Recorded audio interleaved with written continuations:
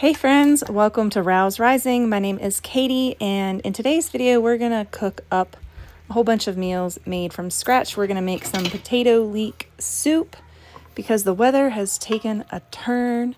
We're also going to skillet fry some chicken in my cast iron skillet. We're gonna make some delicious little banana oat cookies, and of course other meals and other meal preps are going to be in this video as usual. I try to catch glimpses of what I'm making and what I'm preparing my family.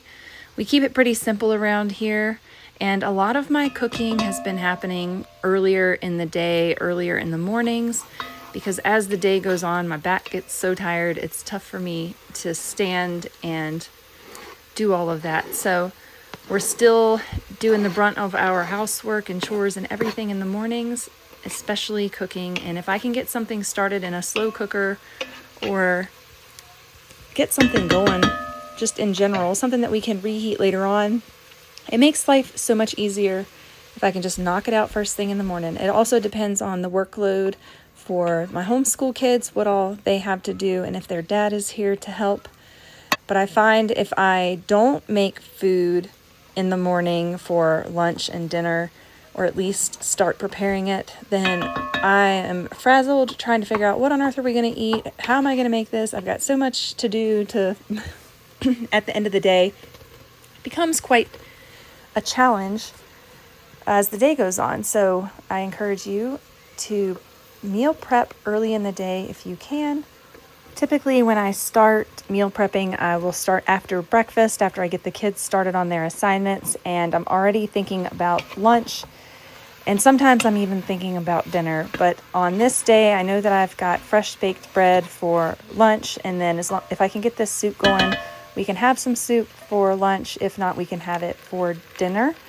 And there's always leftovers. I always try to make enough so that we can have leftovers for a few days. And Aaron finished up this batch of potato leek soup. It's one of his favorites. That and butternut squash soup are the two soups that my family love, love, love. They will eat them for sure. And then, of course, we have our other staple soups, like your typical chicken soup, your beef vegetable soup. What else do we make? Lentil soup. We also like to make split pea soup, and that's one I haven't made in years, and I really need to make some split pea soup. Here I am seasoning up all of my vegetables with some Redmond's real salt. And if you want to get your hands on some Redmond's real salt, you can check out the link in my description and use code ROWESRISING for 15% off. That is the best deal that you're going to find in the stores or online for Redmond's real salt. And if you buy it in bulk, you're going to save even more money. We buy it in 25-pound bags for my family, and we keep it in a bucket. In this pot so far, we've got some fine chopped leeks. We threw some garlic in there and got it sauteed up. We've added our potatoes, bay leaf, fresh thyme that I picked from outside in the garden. We've got some lemon thyme out there, so I added a couple of sprigs of that. We've done the Redmond's real salt and some fresh ground pepper. We're going to bring this up to a boil in our chicken stock. First, I added some leftover chicken stock that we had in another jug I had to use up, and then I dug around in my freezer and found 2 more quart bags of broth. Now they weren't quite quarts. I think there was 2 cups in each of those, so I added another 4 cups of homemade broth to this. There we've got the onions on top. My kids love green onions, so I add those in to cook, and then I take the green onions out before I puree it, because they really like to eat the green onions whole in their soup. And when we puree this soup, we're going to puree it so that there's still some chunks of potatoes in there. And how I do that is using my immersion blender. I will blend it all up, and then I will keep the immersion blender on the bottom so that it sucks through all the little pieces of leeks and it blends those in, but it will not suck through some of the chunks of potatoes. So then we end up with a chunkier potato leek soup.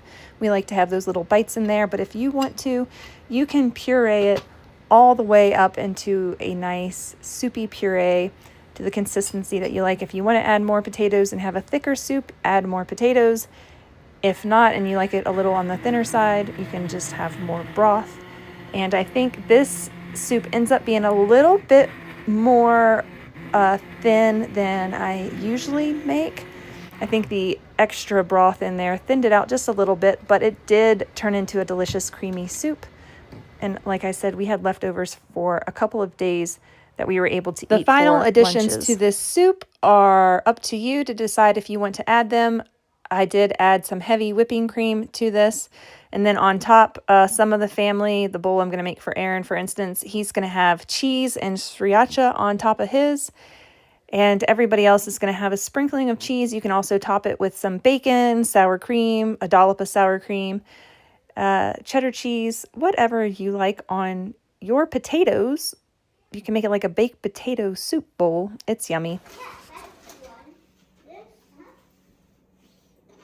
All right, friends, I have a small grocery haul here for you. Small. Chicken liver pate. I have a delicious pate recipe on my channel. We absolutely love it. It's really, really good that I made with elk liver. You can use it for chicken livers too. But this was on sale, $4.50. It's normally $9. It expires in like 2 weeks. So we're going to go ahead and put this on some crackers or some toast and eat it up. The kids love pate and Daddy's home. Daddy's home. So he made it home the same time that we did. All right, so really what we went in there for was I needed to grab my thyroid medicine because I'm medicated for my Hashimoto's. Anyways, grabbed that, and then we needed a little bit of produce because we always need produce in a family of 7 that eats a lot of produce. We got some green grapes. These were on sale. Purple grapes, those were on sale. We grabbed some romaine hearts for sandwiches, for salads, for all the things. 4 cucumbers. 10 apples. We got some that were more yellow and some that were more green. Down here we got our supply of berries for the next few days. 3 things of raspberries because they were $1.99. The blueberries were $5 for this large, for each of these. I think 11 ounces. I can't remember what the price was.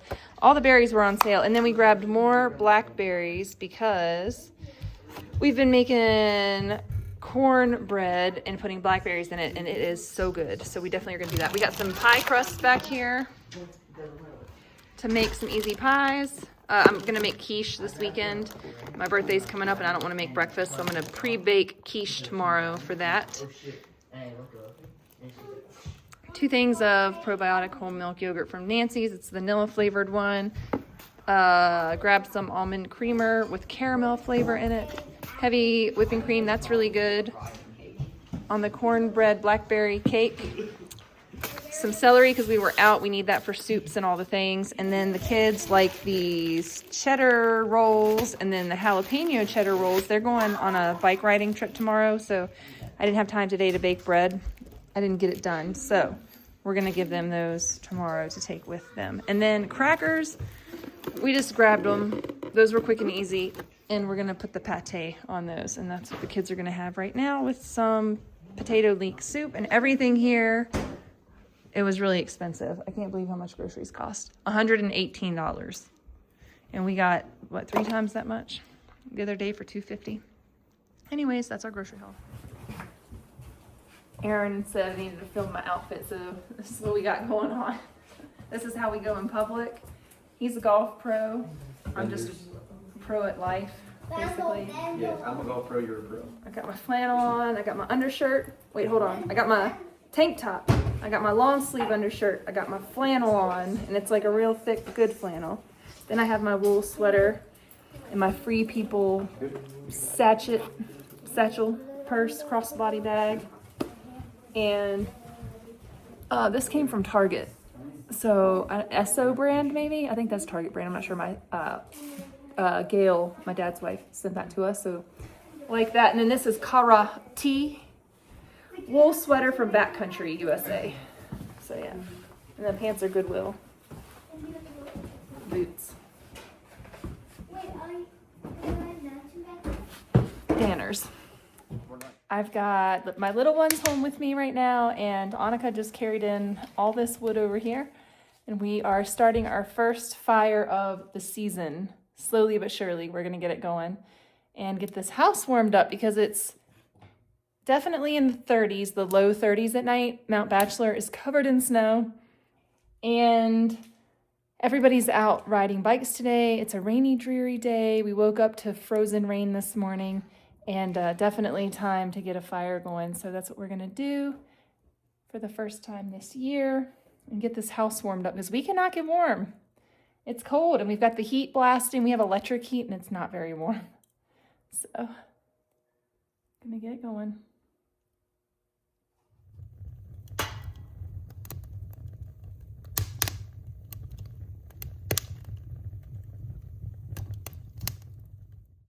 On this chilly cold day, we are going to make some venison chili. It's one of my favorite ways to use up game meats. If you have game meats to use and maybe your husband likes to hunt and maybe you don't like the flavor of the game meats, there's a variety of ways that you can use them until your palate adjusts to that flavor.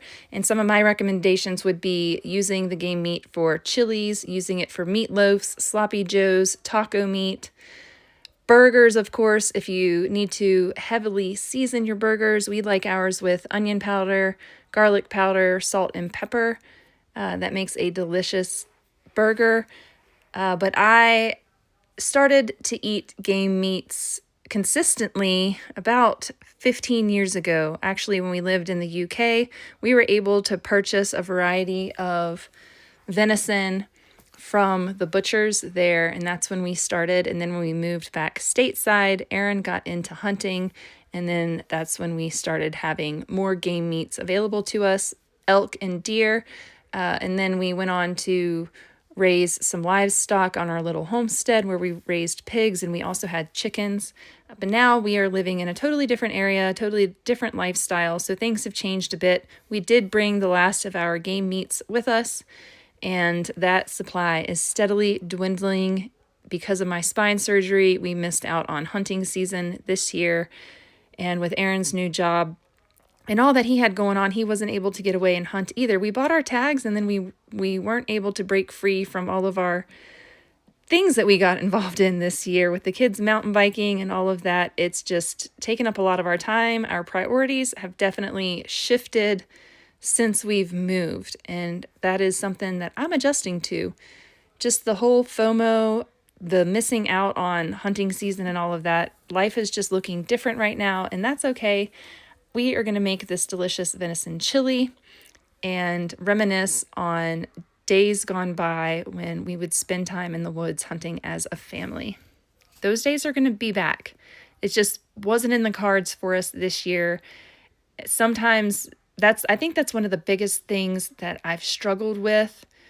Just the whole realizing that I needed spine surgery and it had to happen soon, because if I delayed it much longer, I was risking permanent nerve damage in my legs and in my lower abdomen. And that was something that we just couldn't take any chances with, especially with my stubbornness and my lifestyle and the way I live, not taking it easy when I have such a thing going on. And it was advised to have the surgery done immediately, and that just really interfered with our lifestyle. And I grappled with that. I had about 2 minutes to make the decision, it felt like. My doctor he needed an answer, I guess. So I made the decision. I thought about what my husband would say. He would say, "You need the surgery immediately. Look at you suffering. Stop this now." And I would have said, "Oh, there's so much going on. Let's wait till winter time. We've got hunting season. We've got mountain bike season. We've got all these things that we are preoccupied with, and spine surgery just is not in the cards." And well, I bit the bullet and dove right in and took care of it. And I'm so thankful that I did. No more am I suffering. I'm still having some struggles with instability and things like that. And we'll talk more about that in my next video. Right now, we're going to make the corn masa bread, and it's basically cornbread with blackberries that are tossed in some cornstarch and sugar.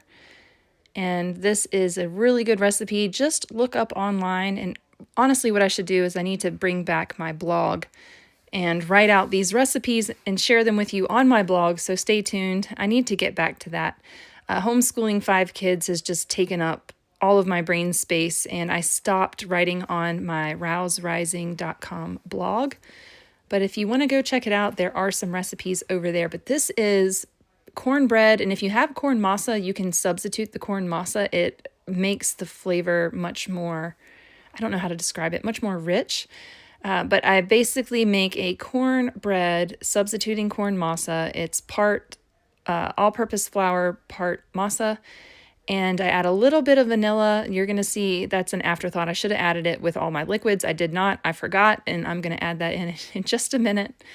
But you fold in your berries, and then you pour into a really hot skillet and bake in the oven for about 35 minutes at 375, and it's delicious. We had this at a fancy restaurant. I say fancy. We had this at a fancy steakhouse a couple months ago. Somebody gifted us a dinner out, and it was such a beautiful thing to do for Aaron and I, to gift us a dinner so that we could go out on a date, and we did, and that began our dating life. We are dating again. My husband and I, after 15 years of marriage, we are able to date now. We've got kids old enough to watch the younger ones, and that means our life is changing. It's evolving. Our relationship is evolving, and it's an awesome time right now. If you are a parent of teens, what a wonderful season we are in. It comes with its own challenges, but it also comes with its rewards and blessings. So this is the corn masa cake. I used white corn masa, and I just ordered more from Azure Standard because they have it in bulk and organic, and it is one of our favorites. I've been making this at least once a week, especially because the berries are in season. This is the chili that we made, and I ended up, one day we ate chili, and then the next day we cooked up some pasta, and these are those little pasta noodle things. I can't remember what they're called. I got them from Azure Standard, and I'll leave a link for them down below in this video's description. But added the noodles to it. Is really good. This is what's left over of that huge pot of chili, and the cornbread. And one of the last things that we are going to meal prep today is let me get my grammar correct. One of the last things we're going to prepare today are these quiche.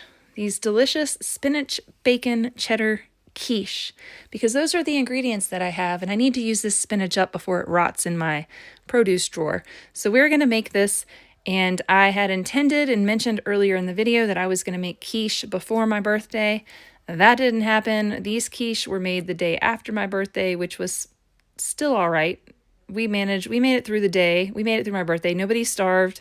We ate food, and Aaron and I went out to eat together and had a nice meal at a brew pub. We just got some burgers and a chicken sandwich for dinner together, and that was really nice. But for the following day, a Monday, the kids have a lot of online virtual classes. Aaron's home, he's able to help them. So this was a good time for me to go ahead and cook up both of these quiche with the easy pie crust that I got from the grocery store. I do have pie crust on my channel, and a variety of pies that I have made and how to make pie crust from scratch, but I just thought it would be easy since it was my birthday to get the already pre-made pie crust, and man, that does make life a lot easier. There are modern conveniences that I do appreciate, and we can meal prep and make from scratch most things, and it's all right. Forgive yourself if you are one of those people that you feel this burden, you have to do everything right from scratch.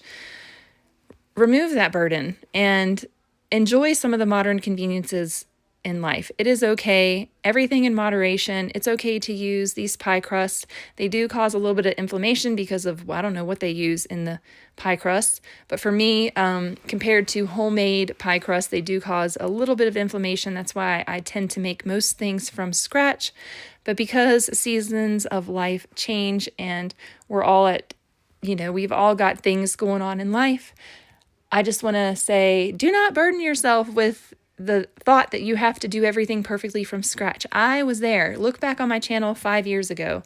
I was that person that was a stickler about making things from scratch, but I have since relaxed, and as I became a mom of more and more babies, I learned to live and let go of things that were they were just invisible thoughts in my brain that were putting so much pressure on myself to do things a certain way. And I had to take a step back and say, hey, Katie, you're doing this to your detriment. Take it easy. You don't have to do everything all the time from scratch. Yes, it's important to have whole foods. Yes, it's important to have a balanced diet. And it's important to have treats and things in moderation. all of that. So I went from being a super organic mama stickler, the granola mom, I didn't want my kids having candies or food dyes or any of that stuff, to now everything in moderation and not beating myself up when I have to buy convenient foods to make my life a little easier when I'm going through difficult times. And in this day and age, this modern world where we don't have our tribes, we don't have our mothers, our grandmothers, our aunts, our sisters surrounding us, and all the strong men surrounding us to go hunting and gathering and to do all the strong, manly things that we need help with.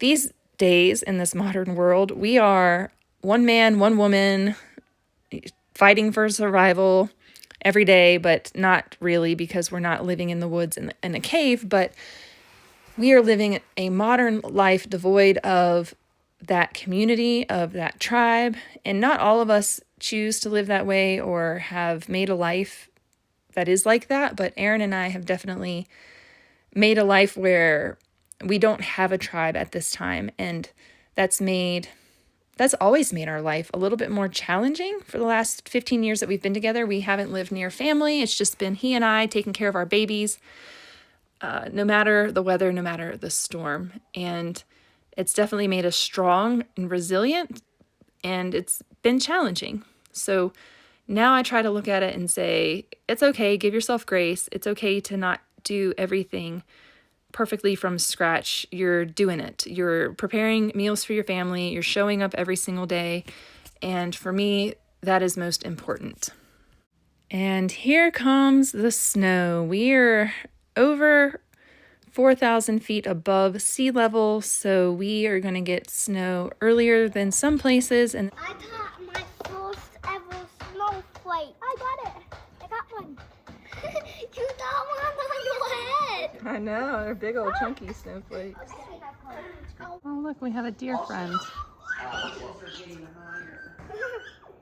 I keep falling. Must be the gravity. Yeah. Where's your baby? I don't know where my baby. Where's your babies? I haven't seen them in a week. Where's your babies? Oh yeah, they do migrate. Yeah. Oh, yeah. But this mama, she hasn't migrated yet. She's looking, she's like, do I have to leave this beautiful place? Oh my gosh, I want to catch one. I want to eat one. Mom, I'm gonna eat. What do you know? It's a week that my kids are not eating bananas. So, of course, we've got a bunch of ripe bananas, and I needed an easy way to use them up. I did not feel like chopping them up and sticking them in the freezer. So, of course, I did something a little more challenging, and we're going to mash them up with some oats and throw them in the oven. So, the recipe is 2 bananas, I believe, to 1 cup of oats, but I put 5 bananas in here, and I have not measured my oats, but I have some in the bottom of a bucket.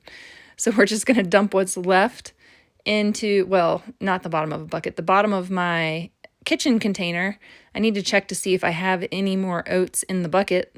That might be something I need to reorder. And we are going to use the rolled oats, or the quick, actually, no, they're not the rolled oats. They're the quick cooking oats. I prefer the rolled oats, but for recipes like this, the quick cooking oats work better. So I bought a bulk bag of quick cooking oats so that I could make energy balls and different things like that. And I just haven't done it because I bought the oats, 6 months, or I'm not even sure how long. And we realized we don't like the quick cooking oats consistency when we make oatmeal. So I just have to use them for other applications now because the kids don't like mushy oatmeal. They like oatmeal with a little bit of bite to it. So we prefer rolled oats oatmeal. If you like mush, get the quick cooking oats. If you like oatmeal with a little bit more texture, then go with the rolled oats. However, the rolled oats don't work as well in certain recipes because of their thickness. So that's why I wanted to try the quick cooking oats. That's what we have here. It is I already said 2 bananas to 1 cup of oats. And then we're going to add in some chocolate chips and form these into little balls, mash them into little round discs, and then bake them at 375 degrees for about 15 minutes. I flip them over at the 10-minute mark and let the other side cook just to dry them out a little bit more. Then I stored them in a plastic Ziploc bag in my refrigerator for the kids to snack on. And we don't call them cookies because cookies are crisp. We call these little muffin bites or little muffin top bites, banana bites and banana oat bites, just whatever. I don't call them cookies because that's misleading. And when you're told something is a cookie and you bite into it and it's really soft, it doesn't really feel like a cookie. I like my cookies to have a little bit of a crispness to them personally. But let me know down in the comments your thoughts on cookies. Do you like soft cookies or crisp cookies?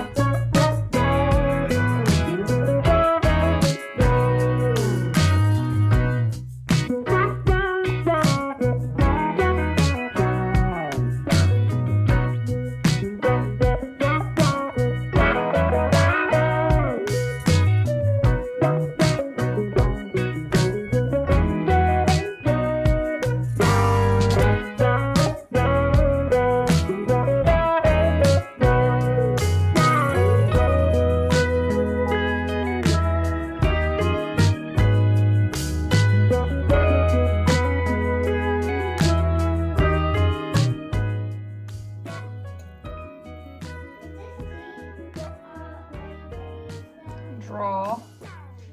Alright, over here I've used these two seasonings on some chicken in my Cook Life cast iron skillet. And just put some olive oil in there. Threw these down in there and then, oh, look at that color. Look at that, beautiful. Just let those cook for a little bit. These two got to cook a little bit longer and I'll flip those over, but they're looking good.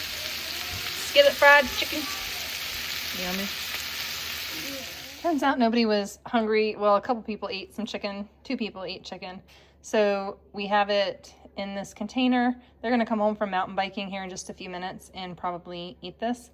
But I guess I need to make some other things to go along with it. But that was the chicken I just cooked up on the stove right here. Just cooked it up in my skillet.